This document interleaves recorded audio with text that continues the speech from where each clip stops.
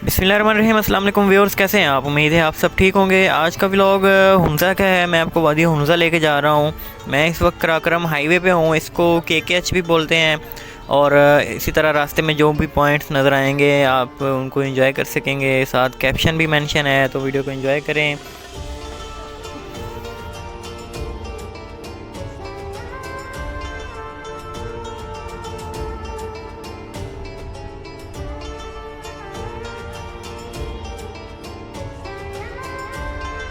Basic information आपको बताए देता हूँ कि कराक्रम हाईवे, इसको शॉर्ट में KKH भी बोलते हैं, और नेशनल हाईवे 35 N35 भी इसको कहते हैं। और इसकी लंबाई 1300 किलोमीटर है।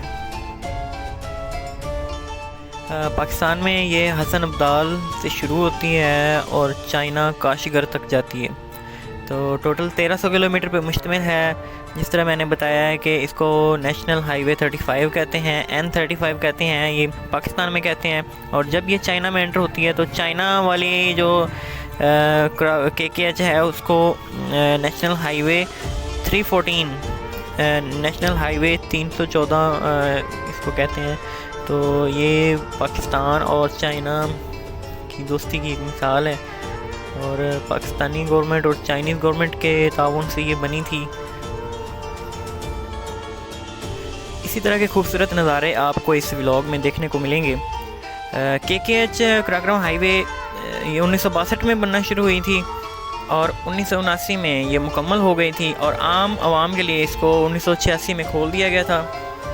इससे पहले इसको सिल्क रूट भी कहा जाता था, शाहराए रेशम कहा जाता था इस सड़क को।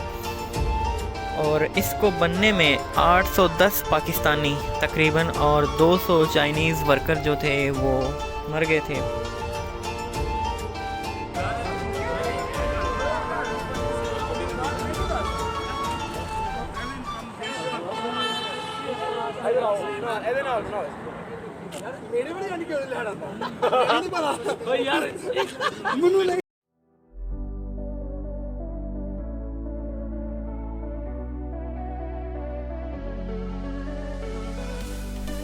कराक्रम हाईवे की जो एक सबसे बुलंद पॉइंट है, बुलंदी वाली जगह है, वो है खंजराब टॉप।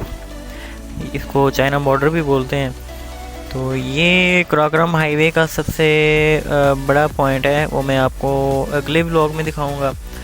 और वहाँ की जो हाइट है वो 15,466 फीट है। कराक्रम हाईवे पे जो अहम पॉइंट्स हैं या अहम सिटीज़ हैं जो इस पे आते हैं, वो जैसा मैंने पहले भी बताया है कि हसन अब्दाल से शुरू होती है। और इसमें हरीपुर, एबटाबाद, मानसेरा, बटाग्राम, बिशाम, पटन, दासू, चिल्लास, गिलगित, अलीयाबाद। अलीयाबाद जो है वो हुंज़ा में है, और हुंज़ा भी KKH पे ही है।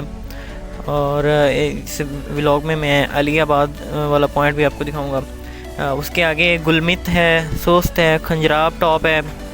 और यहाँ ये खंजराब तक पाकिस्तानी KKH है। और इसके आगे जो चाइनीज़ सिटीज़ हैं, चाइना के शहर हैं, ताशकोरगन है, उपल है, और आखिर में ये काशगर तक ख़त्म हो जाती है KKH। कराक्रम हाईवे का ज़्यादातर हिस्सा जो है वो गिलगित बल्तिस्तान में है।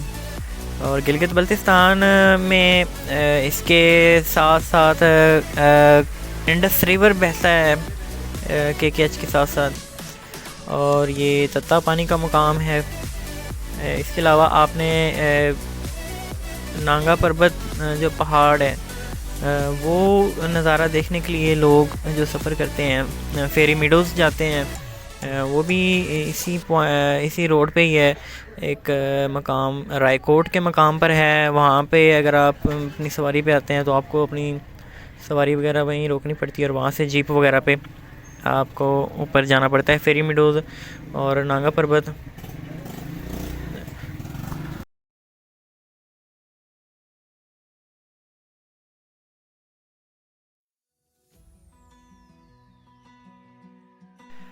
گائز ایک اور اہم معلومات جو میں آپ کو دینا چاہتا ہوں وہ ہے نیٹ ورک کی. جیسا کہ گلگت بلتستان میں لوگ دوسرے صوبوں سے آتے ہیں سیر کے لیے ٹریولنگ کے لیے, تو زیادہ تر لوگوں کو نہیں پتہ ہوتا یہاں پہ ہر جگہ پہ جیز یا ٹیلی نار یا زونگ جو ہے وہ نہیں کام کر رہا. تو اس کے لیے جو کافی لوگ کرتے ہیں کہ کیونکہ گلگت بلتستان بابو سر ٹاپ سے شروع ہو جاتا ہے, تو بابو سر ٹاپ سے بھی ایس قوم کی سم ملتی ہے جو کہ گلگت بلتستان میں بھی چل جاتی ہے, کشمیر میں بھی چلتی ہے, اور اس کے علاوہ پاکستان کے اور جو بڑے شہر ہیں وہاں پہ بھی کچھ شہروں میں کام کرتی ہے. تو یہاں ٹریولنگ کے حساب سے منیمم جو ہے نا وہ ایک ہفتے کا پیکیج بابو سر ٹاپ سے لگوا کے تو لوگ آگے آتے ہیں, کیونکہ یہاں پہ ایس قوم جو ہے نا وہ کام کر رہی ہوتی ہے, اور آپ کو جو آپ کے پیچھے عزیز و اقارب ہوتے ہیں ان سے رابطے کے لیے یہ آپ کے لیے ضروری چیز ہے, یہ آپ کے پاس ہونی چاہیے. اس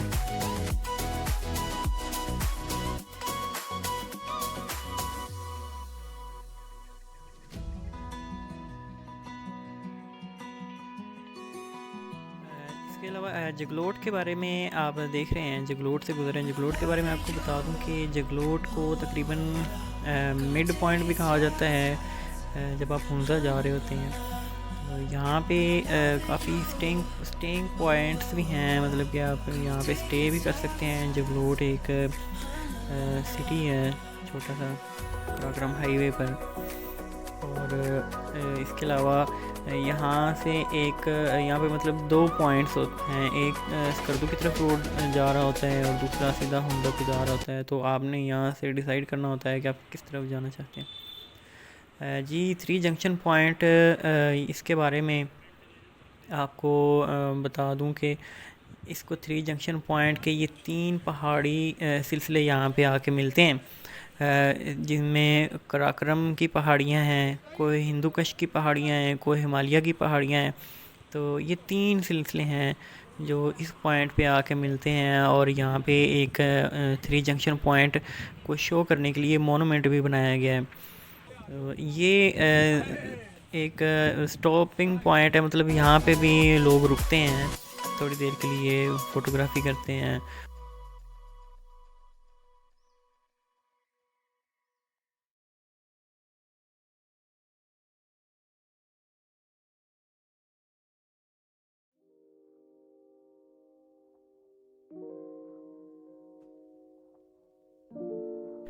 جو لوگ پہلے کے پی کے یا کشمیر کی بیوٹی دیکھ چکے ہوتے ہیں, کیونکہ وہاں پہ جو پہاڑ ہوتے ہیں وہ گرینری والے ہوتے ہیں, تو جب وہ گلگت بلتستان میں آتے ہیں تو وہ ایک نئی چیز نوٹ کرتے ہیں کہ یہاں کے جو پہاڑ ہیں نا وہ خشک ہوتے ہیں. تو جب لوگ بابو سر سے آگے آتے ہیں تو ہر جگہ پہ خشکی پہاڑ نظر آ رہے ہوتے ہیں, اور یہی دیکھ رہے ہوتے ہیں کہ کب ان کو جو گرینری والے پہاڑ نظر آئیں.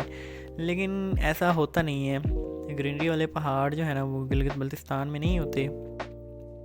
یہاں پہ گرینری جو مجھے دیکھنے کو ملی ہے نا وہ وہیں پہ ملی ہے جہاں پہ کوئی واٹر سورس ہے, جہاں پہ پانی کا کوئی چشمہ ہے یا کوئی پانی نکلتا ہے کہیں سے پہاڑ سے, تو وہیں پہ آبادی نظر آئی ہے اور وہیں پہ جو گرینری نظر آئی ہے. یہ ایک بڑی خاص بات نوٹ کی ہے یہاں کی میں نے. تو ہر جگہ پہ پانی بھی نہیں ہے اور ہر جگہ پہ گرینری بھی نہیں ہے. جہاں پہ گرینری ہوگی وہاں پہ سمجھیں کہ آبادی ہوگی.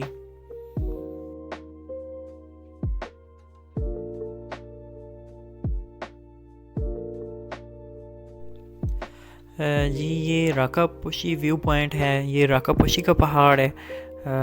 کتابوں میں ہی پڑھا کرتے تھے کہ راکا پوشی ناگا پروت K2 کے بارے میں, لیکن جب آپ ہنزا کا سفر کرتے ہیں تو آپ کو راستے میں 2 بڑی پہاڑی چوٹیاں نظر آتی ہیں. ایک تو سٹارٹنگ میں ہی آپ نے جو ہے نا ناگا پروت کی پہاڑی دیکھ لیتے ہیں جو کہ آپ کو استور موڑ پہ بھی نظر آ رہی ہوتی ہے. اس کے علاوہ رائے کوٹ جیسا میں نے بتایا تھا کہ وہاں پہ لوگ فیری میڈوز جاتے ہیں, وہاں سے بھی نظر آتی ہے. تو دوسری پہاڑی جو ہے یہ ہنزا کے گلگت سے آگے, اور ہنزا اس پھر نزدیک آ رہا ہوتا ہے, تو یہ راکا پوشی کے پہاڑ ہیں. یہ آپ کا اس کا نظارہ کر سکتے ہیں. تو دل دل پاکستان، جان جان گلگت بلتستان، جب ایسے بورڈ نظر آئیں تو سمجھے آپ جو ہے نا ہنزا کے بالکل قریب آ گئے ہیں. تو جیسا میں نے اسٹارٹ میں بتایا تھا کہ یہ میں کراکرم ہائی وے پہ کھڑا ہوں اور یہ ہنزا میں پہنچ گئے ہیں. علی آباد ہے، تو علی آباد نیچے ہے، اور یہ کریم آباد ہے، اس کو اپر ہنزا بھی کہتے ہیں. یہاں پہ بھی اسٹینگ پوائنٹس ہیں، ہوٹلز ہیں، ریسٹورنٹس ہیں. تو ہنزا کا جو ہے نا گلگت بلتستان کا روایتی رقص آپ دیکھ رہے ہیں. یہاں جو ہے نا لوگ بھی بہت بااخلاق اور مہمان نواز اور خوش مزاج لوگ ہیں ہنزا کے. یہ ہم نے ایک بڑی جو ہے نا جس کو کہتے ہیں غیر معمولی چیز نوٹ کی ہے کہ یہاں کے لوگ کوئی بھی بات سمجھاتے ہیں تو بڑے پیار سے، ادب سے، اور باہر سے آنے والے لوگوں کا بڑا احترام بھی کرتے ہیں. جی امید کرتا ہوں آپ کو ولاگ پسند آیا ہوگا. اگلے ولاگ تک کے لیے اللہ حافظ.